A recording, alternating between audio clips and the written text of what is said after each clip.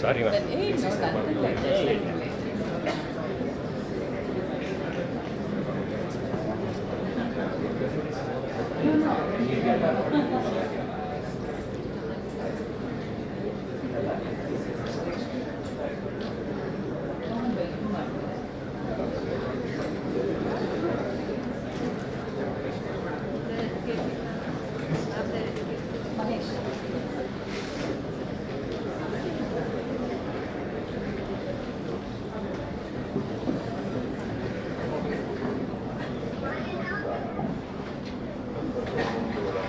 Good morning all. Myself Mohan and Assistant Professor Department of Physics, SJC, JS Science and Technology University. Offering my sincere pranams to His Holiness Jagadguru Dr. Sri Shivratri Deshikendra Mahaswami Guru.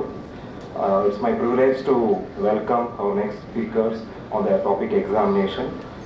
So I would like to welcome Dr. M. Nagendra Prasad, Deputy Controller of Examination, JSS Science and Technology University.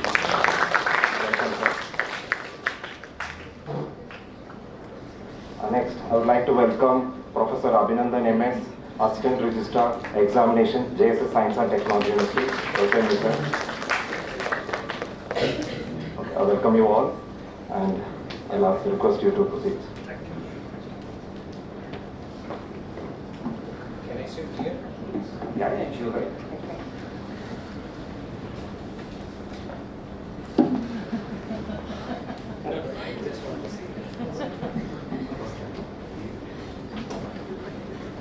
ಅಲ್ಲಿ ಹೋಗ್ತೀರಾ ಅಂತಾನೆ ಅವ್ರು ಅಷ್ಟು ತನಕ ಇರಲಿ. A pleasant morning to one and all. Good morning. Invoking the divine blessings of and bowing to the lotus feet of His Holiness, I take immense pleasure in welcoming you all to the family of JSS Science and Technology University. I think today is the final day of your induction program, correct? So today is the final, more or less final session of the examination also. Something like a climax scene what you see in a movie. Myself and Mr. Abhinandan, Assistant Registrar, will be representing the examination section. And also we have Dhanlakshmi who will be assisting us. We would like to throw some light on the kind of activities what happens in examination section of JSS Science and Technology University. And at the end of this session, I am very sure you guys will have some queries about how things work, and whatever queries you do raise, you can probably inquire to at the end of this session. I am presenting today on the virtue of seniority in terms of teaching and research, but when it comes to examination service, he is much more senior and he has been working from long time. And also you will be your go-to contact whenever you do have any queries throughout the completion of your course.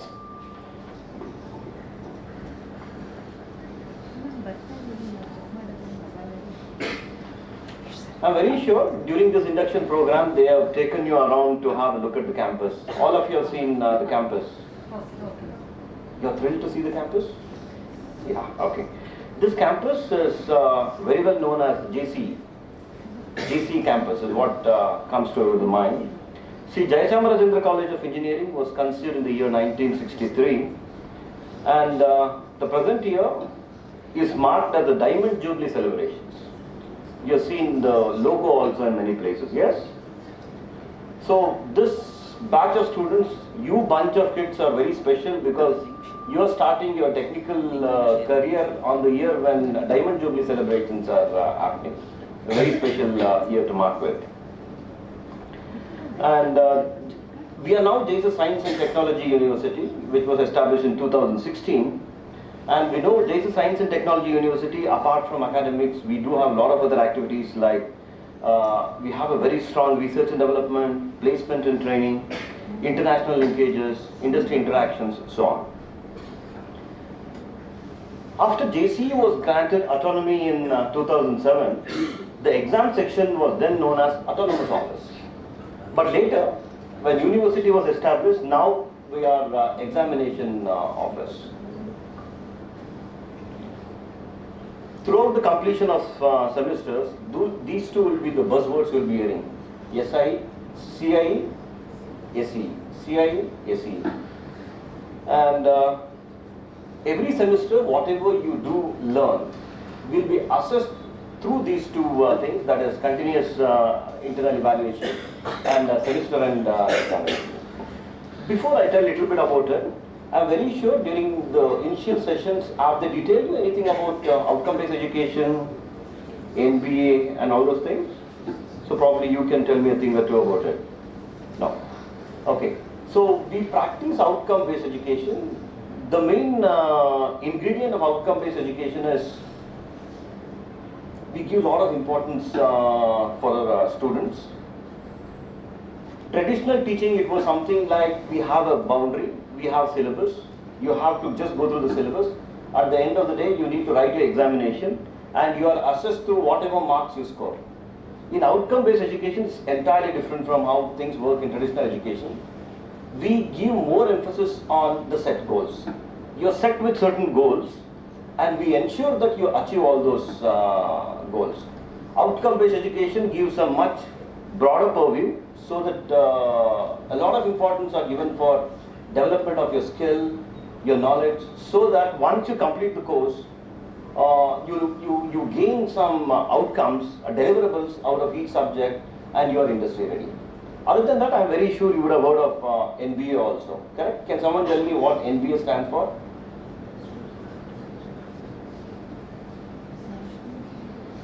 You just said that you have been told about NBA. Anyone? Please. National Board of Accreditation. Very good, man. How it helps? I'm very sure when you join the college, even on website and ads, you see that we portray that we are NBA accredited, correct? Does it give you any edge over other colleges or other universities when you are NBA accredited?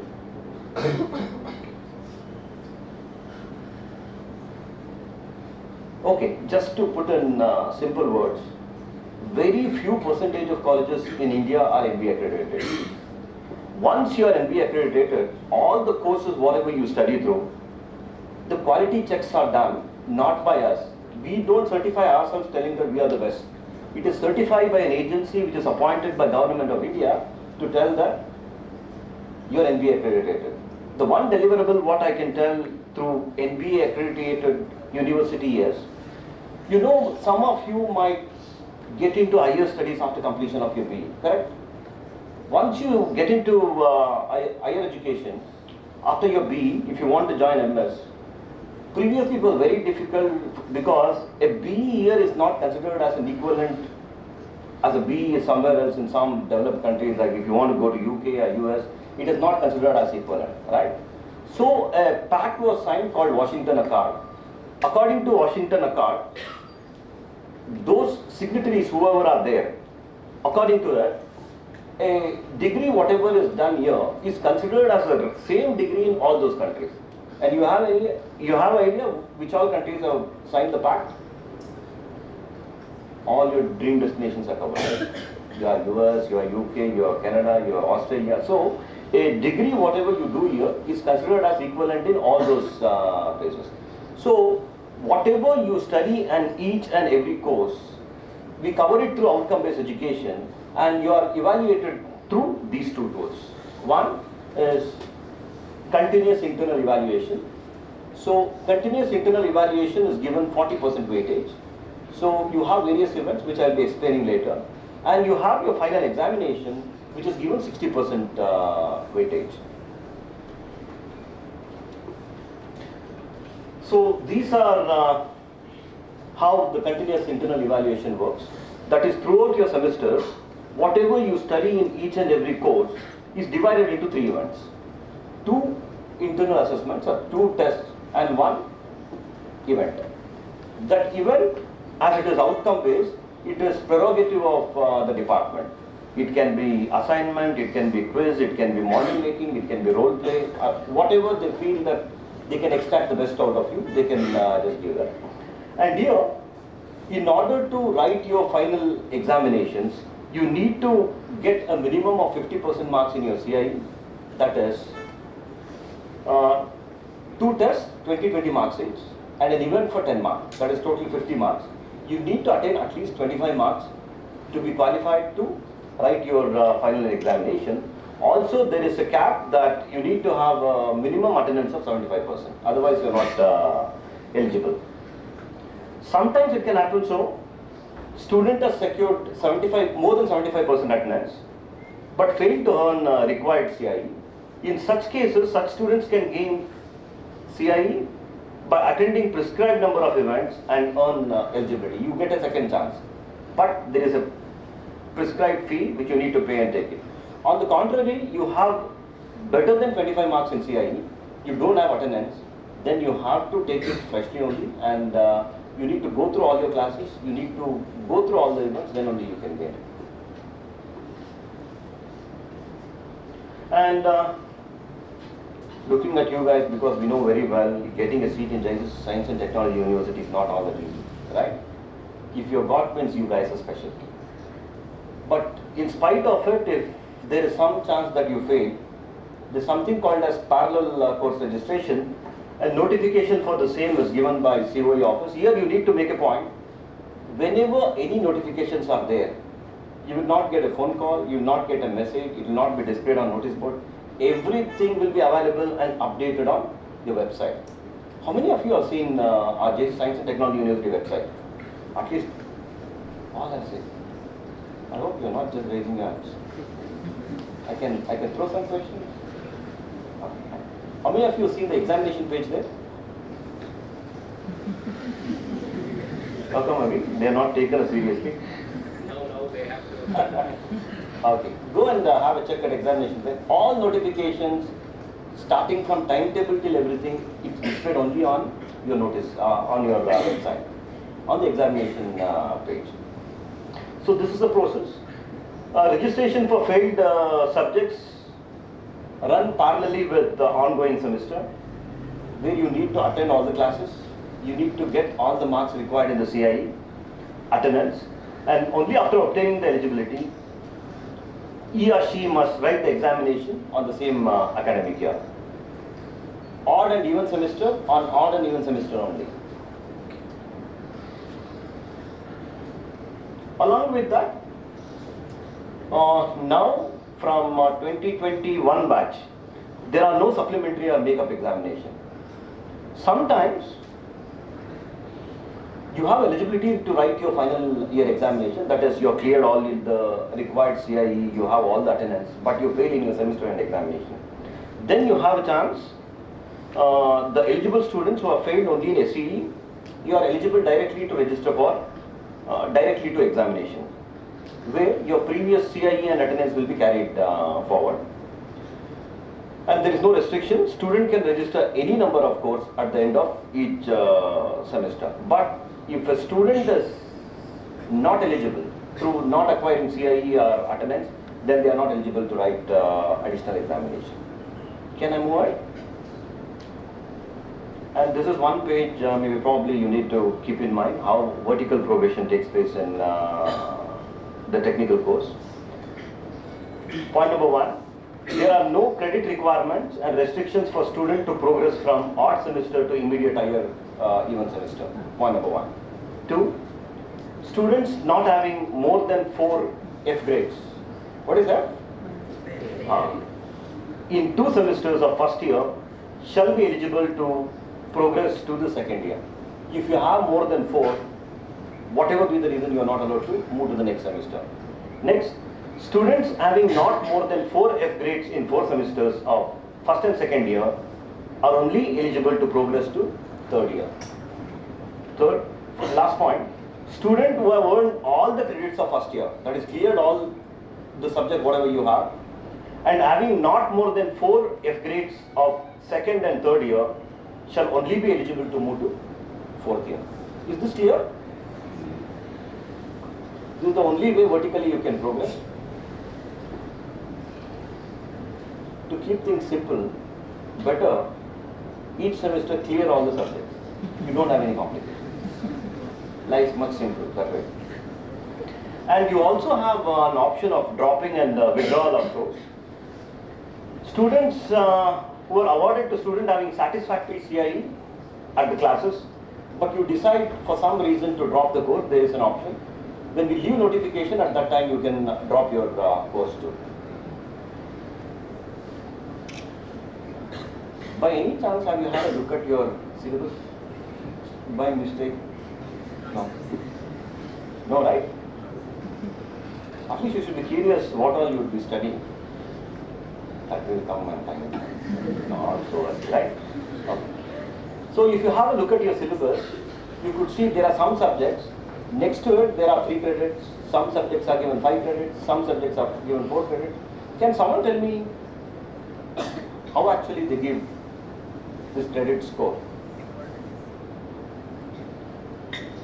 In simple, if it's theory, the number of hours you have for each session or each week in your timetable more or less falls parallelly with that of the credit score, whatever you have. That is, it is a measure of the subject load or study load, whatever you have for each subject. Every subject are assigned particular number of hours, which means they would have decided that this many hours are required to study a particular subject. Depending on that, credit scores are given. So, if you have completed your BE degree, you need to earn 175 credits for normal students, and if it's through lateral entry, it's 135 credits. There shall be 50 marks CIE for 0 and 2 credit course, and for some of those subjects you don't have semester end examinations also. Talking about your grade calculation, as I have told before too, 40% weightage is taken from your CIE, 60% weightage is taken from your SCE. So 40% becomes, okay, 40% of CIE becomes 40% weightage is taken, but in CIE we take 50% weightage, in SCE we take 40% weightage. So you need to score a minimum of 20 in CIE and you need to score 24 in SCE. So the minimum requirement is 20 for CIE and 24 for SCE. But in order to clear, in order to certify that you are passed, you need to score a minimum of 45, which means you have to score either 1 more in CIE or 1 more in SCE, otherwise it will be considered fail. For example, you have scored 20 in CIE, 24 in SCE, still you won't pass. Either in one of it you need to score 1 mark extra. Is this clear? Okay. And the performance assessment for each given course, when a student is trained in particular course at the end of semester, we know very well you are evaluated through 2 systems, that is CIE and SCE, which are converted in terms of grade points. This is how it will come on your certificates. Talking about grade points, if you have scored a marks of around 90 to 100, you get a grade point 10, grade yes. 75 to 89, grade point 9, and grade A. And it goes on like that. There also we can see, in order to be declared pass, you need to score a minimum of 45 marks, both together. So here you could see, talking about grade points, a good grade indicates that you have good understanding about a particular course. A poor grade indicates that you are not able to understand properly in that particular course. So grade points are the reflection of your understanding in particular courses. Can I go forward?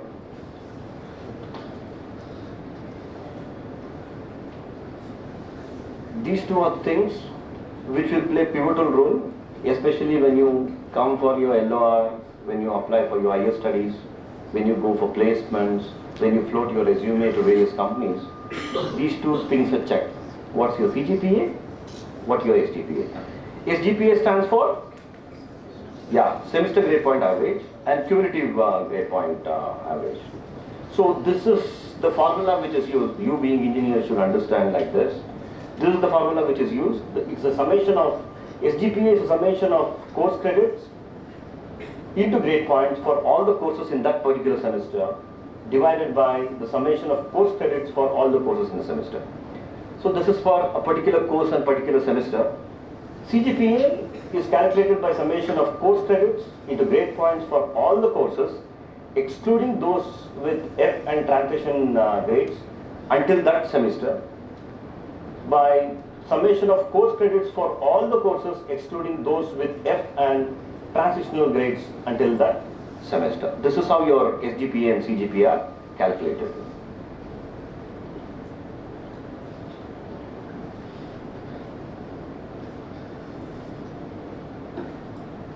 This is something which is happening from our school days.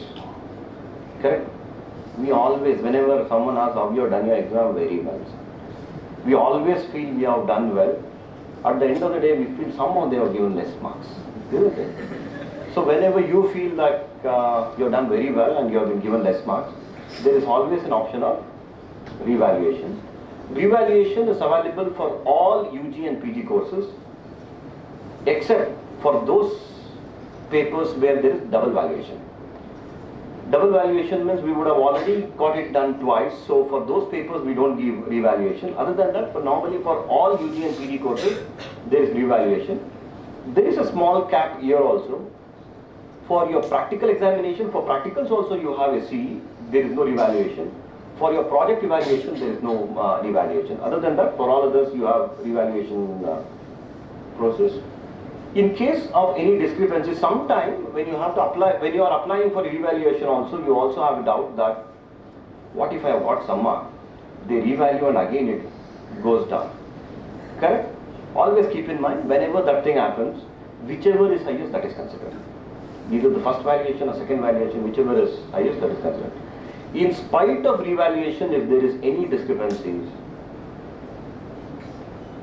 it comes to the table of the Vice Chancellor, and whatever Vice Chancellor's office decides is final. There is no re-appeal or appeal for that. And at the end of semesters, you have been given your grade cards. Grade cards are issued after every examination. Normally, grade cards, we send it across to the principal. From the principal's office, it is delivered to your department, and head of the department normally distribute. Sometimes principal's office also takes care of it. Correct? Yeah. The grade card will have a list of all the courses registered by the student in that particular semester, and all the credits whatever you have earned. The same data is used in all the grade cards. If a student does not satisfy the prescribed attendance or CIE, then in the grade cards next to the course, you will have a symbol which we don't want to see. Any. That is not eligible. And when normally you see this? Backside of the high. That means you have never seen this throughout your examination. It will be seen on the first page of your examination booklet. This is something like the disclaimer, whatever is written everywhere. Nowadays we see it on mutual funds also, right? They say so fast that you don't get to know anything. That's why we want to go slow, so that you see all points clearly and make a note of it. Some important points. Student who is entering examination hall, for sure you need to carry your admission tickets. For whatever reasons, if you are not having admission tickets, you are not allowed inside the examination hall. And as soon as you get your answer booklet, and the answer booklet, there are few areas where you need to fill in, you need to sign few areas, and all those you need to do and get it signed through the examiner also. Whoever are there, you need to get it signed from them. And only one answer booklet is issued. if you feel that you have entered something wrong or you're not happy with your signature, no second answer book are given. You need to handle with one single answer book only, whatever is given. Answer books should be personally handed over to the room superintendent. Sometimes it can happen, so you are in a hurry, you finish your exams, you just keep it on table, it falls. Normally, the room superintendents also are given clear instructions from the examination office that they need to ensure that the number of answer booklets, whatever is given, they should come back with those answer booklets. In spite of it, it's always necessary that you also be little careful. You make sure that you keep it in an area.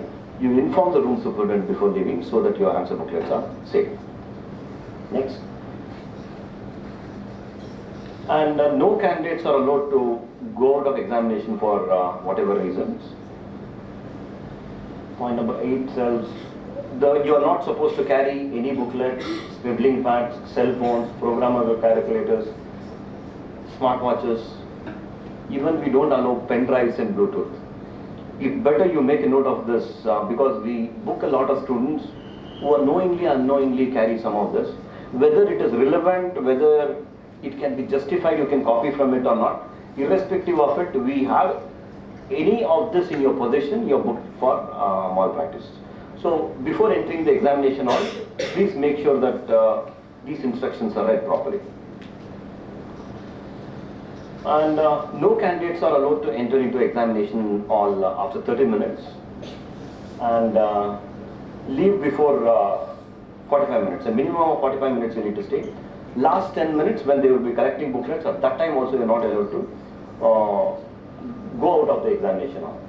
And all candidates appearing for examination are booked under malpractice for these particular reasons. Possession of books, chits, Bluetooth devices. Sometimes some people have a habit of writing on the trousers also.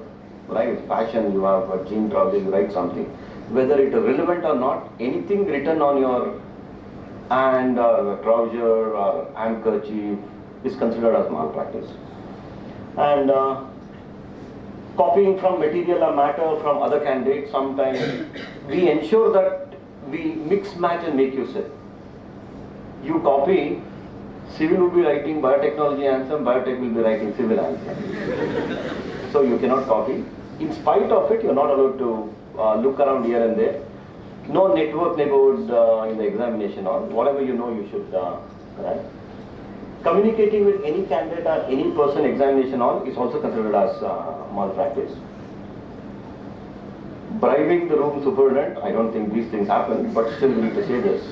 You cannot bribe the room superintendent telling that, sometimes this happens, we have booked this for malpractice. You have written all your answers.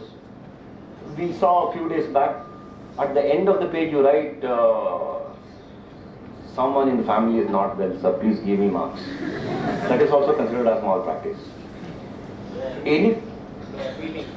Appealing for marks. Yeah, appealing anything for marks is considered as malpractice. You will be booked under malpractice for that too.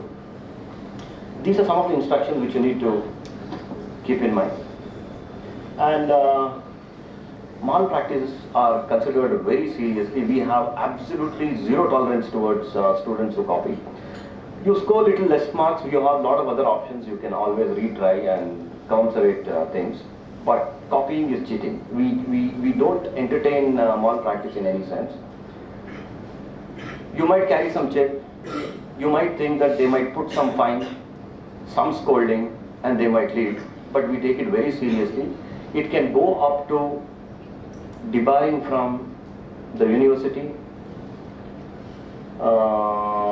You will not be allowed to enter any placement activities if you are caught in malpractice.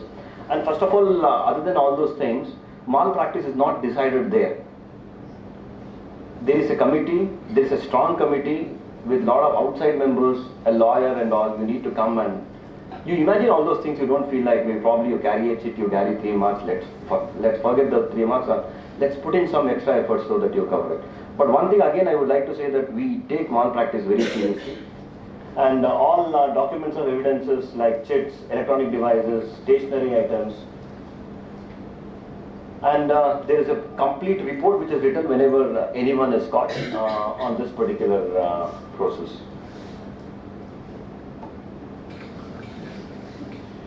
we give a lot of importance for innovations. Not certainly this. And every year we do see kids coming out with a lot of innovations, new copying techniques. A lot of things are shown on YouTube. Lot of things are shown on YouTube which you shouldn't see.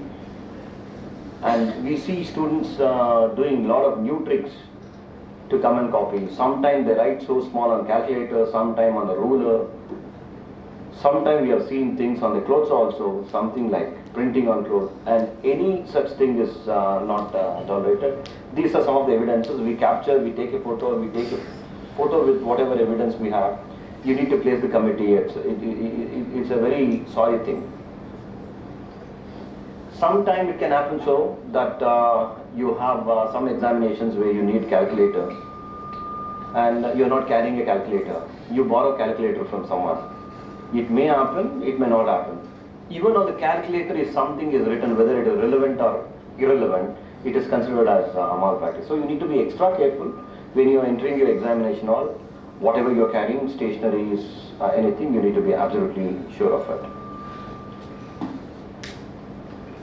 And talking about duration of the program, it's simple calculation, double the period. So you are joined now.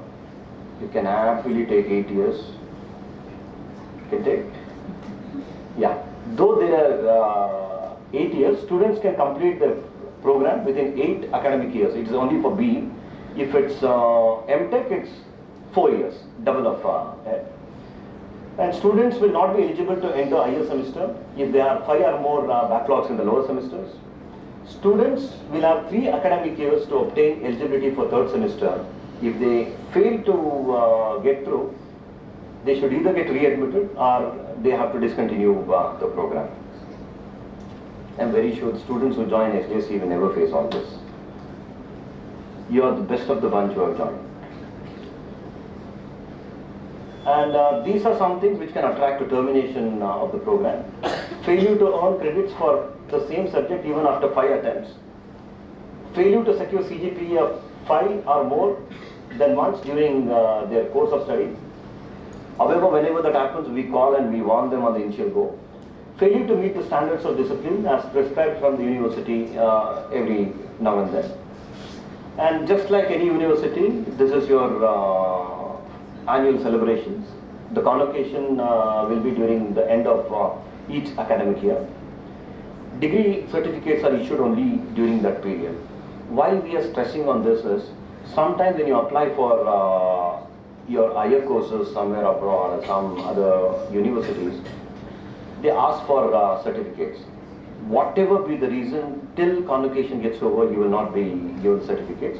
In such cases, you can apply for provisional degree certificates and you can take your provisional degree certificates. Other than that, just like that, you have a lot of medals which are distributed for securing higher marks or whatever criteria which are fixed for each department. This is how the website of STU looks like. In that we have an examination page. And on the examination page you have a lot of tabs like notification, results, Google form, timetable, regulations and policies, migration certificate, fee structure. And in each tab further you go all the details. Probably once you can go and have a check. And all required details, whatever you need, are updated on the examination page of STU website. These are the procedures what we follow, digital. So students should send a scanned copy of documents and grade cards which have to be submitted. Filled application, fee paid receipt, acknowledgement indicating the payment date and the reference number of NEFT, UPI or UTR number. In the same way, students shall also notify the examination section regarding who will be coming and collecting the required documents. Sometimes when you are not there, you can give the power of attorney to someone so that it is indicated in the mail that we are clear that to whom we are to give your certificates. Once the documents are ready in examination section, student will be informed through mail and asked to visit the campus and collect the same. The bottom line is very important. Incomplete information are liable for rejection. Second, for any documentation you apply, it will not apply. We need a minimum because it has to undergo through a lot of process. It has to move from table to table. It has to get approval from a lot of people, starting from registrar, vice chancellor, examination officer, so on, which requires some time. So why I am telling this is it's always better you plan it little early when you need any certificates, so that you don't come and make a hurry to give the certificates. This is a format of how our application form looks like. You can apply for a provisional degree certificate, consolidated grade card, duplicate grade card, transcripts, name correction, duplicate degree certificate. These are not the only thing. There's a huge list which is attached in the website also. You can just go and have a check of it. And you need to fill in all the details, whatever are required. And whenever your results are out, that are also indicated with a running message on the website. So this is how they look like. You have to just enter your USN and you hit the button, you get your detailed results. How many of you have seen the university office? How many of you have seen CSIS block? Okay. Where is it? Okay. How many of you have come to third floor? Third floor you have come. Okay. When you come to the third floor of university office, as soon as you enter, exactly opposite to that is the examination section. You just put a picture of examination section so that and whenever you have any information, you can contact the examination section. You can contact me. Most of you have seen, you will be the point of contact for most of your queries. We are coming to the end of the presentation. We as examination section are very cooperative. We are very friendly also. But you should also keep in mind that we go only by roll books. Whatever has been told by university office, we'll go by. Finally, I want to end my presentation with few things which I want you to keep in mind. You should always keep a constant watch on the examination page of the website. Sometimes it happens so that your timetable is announced, your timings of examination are announced, you fail to notice it, the examination gets over, later you come telling that we have not seen there is no special invitation, again I shall repeat. You should only see the university webpage, you should keep a constant watch on it for all the things. Second, we only work on the boundaries of regulation which are laid by university. Sometimes, for example, some rules I say like only 4F. By mistake there is 5. How many ever times you come and plead or you come and give whatever reasons, we don't have any powers to overcome that, because whatever notifications have been, rules and regulations laid by university office, we only work by that. Third, university office, we as an examination office, we have year-through activities. No doubt you can come to examination office whenever you have query, but please come to office only when it is absolutely necessary, because most of the things are available on website. Only when there are few things which are not clear at that time you can come. Fourth, sometimes somehow you get mobile numbers.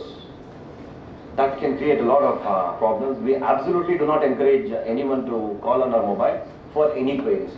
Any queries you have to come to examination section only, and you need to. Sometimes we get a call on Sundays also, on odd hours. Whether it is Sunday or Monday, officers or non-office hours, we don't encourage any communication through mobile. You have to come and inquire in the examination section.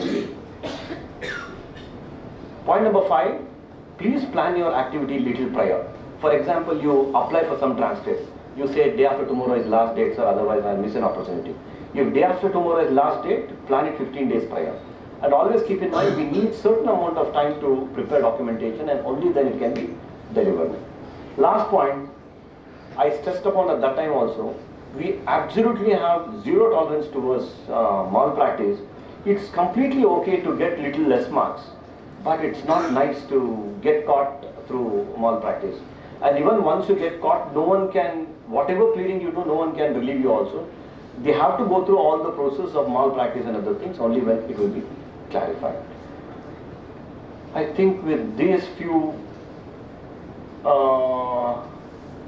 activities or things, whatever happens in examination section, I would like to thank you for your patient hearing. We once again welcome you to the family of JSS Science and Technology University. And if you have any queries, we'll be more than happy to answer. I request Abhisar to. Yeah, maybe probably you can just take a few minutes. And you have any queries? Yes. Even if you have to add on anything. No, yeah, I just wanted to add one more point here. Don't go by what your seniors say, right? All the information given by your seniors is false because all the regulations for you guys is changed. Your seniors have 5 events, whereas you have only 3 events here, right? All the information which they have is false information, right? They indulge you or they give you wrong information a lot of time, right? So please don't go by your seniors. Anything, please drop a mail to our examination page. We have our mail ID. Next. This is our mail ID. Please note down. Or you can directly visit our exam section. We'll be available there. Me or sir, anyone will be available. Right? Any clarifications regarding anything, you can just ask. Anybody. Even they depend on the WhatsApp group messages. That is Don't, also there. yeah, don't believe in WhatsApp group messages, Yes. social media forwards, anything, right? There are chances of students manipulating the notifications itself, Yes. right? No, last date change ಮಾಡ್ಬಿಟ್ಟಿರ್ತಾರೆ, right? ನಾವು not eligible students ಅಂತ ಹಾಕಿದ್ರೆ eligible students ಅಂತ notification ಅಲ್ಲಿ change ಮಾಡ್ತಿರ್ತಾರೆ. So we don't want that to happen, right? So please go by the official page. Everything will be notified. If you have any doubts, and be patient. Results ಇವತ್ತಾದ ತಕ್ಷಣ ನಾಳೆ results ಬರಲ್ಲ, right? We have a certain procedure for everything, right? If you have any queries regarding anything, please clear it now. If you have any questions, you can please feel free to. I don't think you guys have questions now. And ಒಂದು test start ಆಗಬೇಕು, working with that. ಒಂದು test ಆಗಬೇಕು, exam ಹತ್ರ ಬರಬೇಕು, ಎಕ್ಸಾಮಲ್ಲಿ fail ಆಗಬೇಕು, ಆಗ ಓದ್ ಬರ್ತೀರಾ. More of other queries. Yeah. This is a fresh now. They're Yeah, that's right. coming into this undergraduate now. Picture ಇನ್ನವರಿಗೆ ಬಂದಿಲ್ಲ. Yeah. And not to forget, we are working on behalf of you guys in our university for exam section, and this is a thankless job. Nobody thanks us for anything. ಯಾರಾದರೂ thank ಮಾಡ್ತೀರಾ exam ಸೆಕ್ಷನ್ನ? 10th ಅಲ್ಲಿ thank ಮಾಡಿದ್ರಾ? Thank you 10th ಅಲ್ಲಿ exam ಮಾಡಿಕೊಟ್ರಿ ಅಂತ? No. We know the hard work which we are doing, right? I hope this time this batch thanks us for the effort we put, right? Thank you.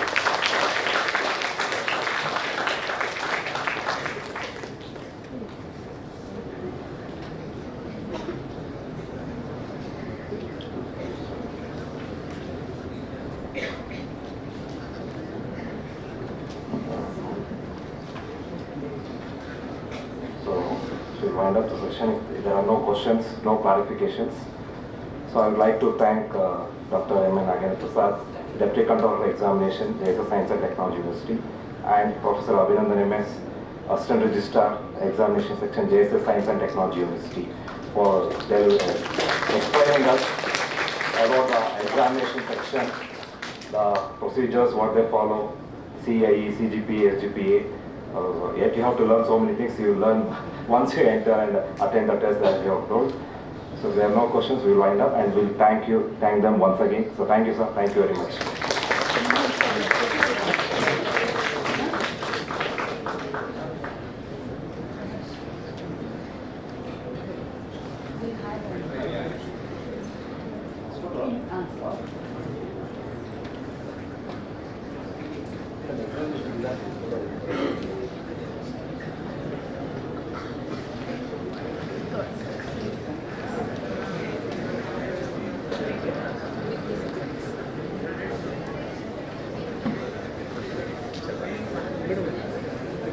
ಬನ್ನಿ.